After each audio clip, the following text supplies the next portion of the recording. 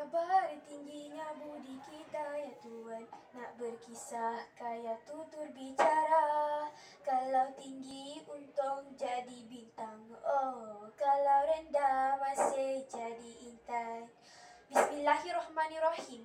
Assalamualaikum warahmatullahi wabarakatuh. Salam sejahtera dan salam keluarga Malaysia. Sekalung penghargaan bak peneraju acara Barisan Panel Hakim yang arif lagi bijaksana yang sedang menjunjung mahkota keadilan. Penjaga bangsa yang sentiasa peka dengan detak jamnya, para peserta yang saya kagumi, serta hadirin dan hadirat yang saya hormati. Sidang hadirin yang dihormati, tajuk pidato saya ialah Bahasa Melayu Citra Bangsa Berdaulat. Bahasa sangat luas pengertiannya. Bahasa tidak hanya merujuk sebagai satu sistem linguistik semata-mata, tetapi bahasa juga citra budaya bangsa Malaysia. Dan fungsi bahasa itu sendiri sebagai alat perhubungan sosial dalam masyarakat. Menurut Kamus Dewan edisi keempat, citra merujuk kepada gambaran atau imej peribadi seseorang. Manakala bangsa berdaulat pula merujuk kepada jenis manusia daripada asal keturunan yang mempunyai kuasa. Analoginya dapat saya tuturkan bahawa bahasa Melayu citra bangsa berdaulat bermaksud bahasa Melayu menggambarkan imej peribadi yang tinggi dalam diri setiap individu. Melalui bahasa, orang dapat mengenal sesuatu bangsa atau petunjuk kepada sesuatu kebudayaan. Sesungguhnya, jiwa sesuatu bangsa itu dapat dilihat pada bahasanya. Indikator saya yang pertama, bahasa Melayu citra bangsa keluarga Malaysia. Bahasa Melayu merupakan wasilah terpenting dalam menyatukan bangsa Malaysia. Sesungguhnya, apa yang termaktub dalam perkara 152 yang menyediakan peruntukan yang berkaitan dengan bahasa Melayu sebagai bahasa kebangsaan. Bahasa Melayu diangkat sebagai bahasa rasmi kebangsaan dalam Perlembagaan Persekutuan Tanah Melayu yang Merdeka. Bahasa Melayu bukan lagi menjadi milik tunggal pribumi Melayu, malah bahasa Melayu menjadi milik bersama seluruh warga negara Persekutuan Tanah Melayu. Justru, niat murni mendaulatkan bahasa Melayu dapat menyatupadukan kaum-kaum yang terdiri dari kaum Melayu, Cina, India dan lain-lain di bawah satu bahasa. Justru, jika seluruh rakyat Malaysia tanpa mengira perbezaan asal-usul mendaulatkan bahasa Melayu sebagai bahasa kebangsaan, maka akan terzahirlah citra dan kepribadian kita sebagai satu bangsa, iaitu bangsa keluarga Malaysia. Ayuh, marilah kita berbahasa Melayu sebagai bahasa kebangsaan. Satu bahasa, satu bangsa, satu nusa.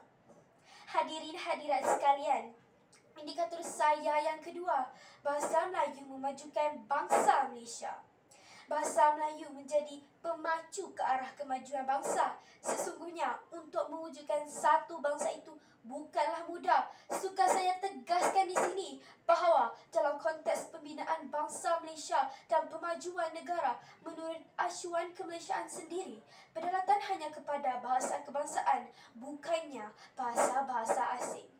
Walaupun kita mempelajari bahasa asing sebagai bahasa global, namun kita tidak seharusnya membiarkan jiwa dan pemikiran kita dikuasai oleh bahasa asing. Cuba kita teladani kejayaan pembentukan negara bangsa Jepun, Korea, negara bangsa benua Eropah dan Amerika Syarikat.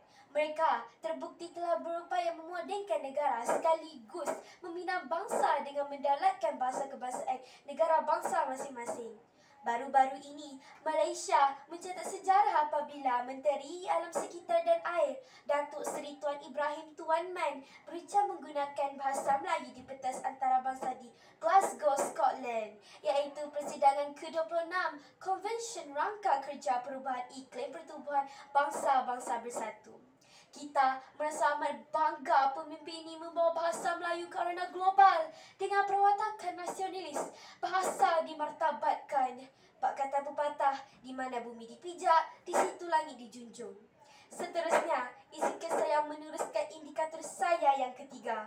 Bahasa Melayu memartabatkan bangsa Malaysia. Dalam konteks bangsa Malaysia, bahasa kebangsaan inilah yang menjadi akar pembinaan jati diri bangsa. Kekuatannya terletak pada bahasa yang diperkaya dalam khazanah Persekutuan Bangsa Melayu, termasuk dalam pantun, seloka, gurindam, syair, nazam, endoi dan sebagainya. Tetapi malangnya, bagaimana untuk dunia memandang tinggi bahasa kita jika kita sendiri tidak tahu menghargai keunikan dan keindahannya. Pembudayaan bahasa Melayu harus nyata. Di Plaza Teluk Boraya kini terdapat bahasa tanda yang berbunyi lorong touch and go. Bahasa apa ni? Inilah dia bahasa rujukan resmi. Inilah yang dikatakan pandai meniru tetapi tidak menuras. Kenapa tidak dipakai saja istilah lorong pacu segera, tepuk dada, tanya selera? Sudah sampai masanya semua periklanan dalam negara menggunakan bahasa Melayu dengan betul daripada aspek hukum nahu bahasa Melayu. Penggunaan bahasa Melayu yang diselangi perkataan dan nilai bahasa asing secara melulu tidak akan membawa kita ke mana-mana. Bahasa Melayu yang baik akan memartabatkan bangsa Malaysia. Kesimpulannya, bahasa yang kita martabatkan itulah yang akan membentuk jiwa kita sebagai satu bangsa. Sekiranya bahasa yang kita martabatkan adalah bahasa kebangsaan, maka yang akan terpancar daripada bangsa kita ialah jiwa kebangsaannya. Bahasa jiwa bangsa atau cintailah bahasa kebangsaan kita mesti diangkat ke pesada lebih tinggi. Apa gunanya terpahat dalam perlembagaan tetapi terus dipelekehkan atau diejek serta merendahkan kedudukannya. Ia dilakukan oleh segelintir yang masih menamakan dirinya warga Malaysia. Jika kita sentiasa memandang tinggi kepada bahasa kita, bersinarlah jiwa kebangsaan kita dan berjayalah pembentukan jati diri kita sebagai bangsa yang bermaruah. Bahasa itu citra bangsa berdaulat.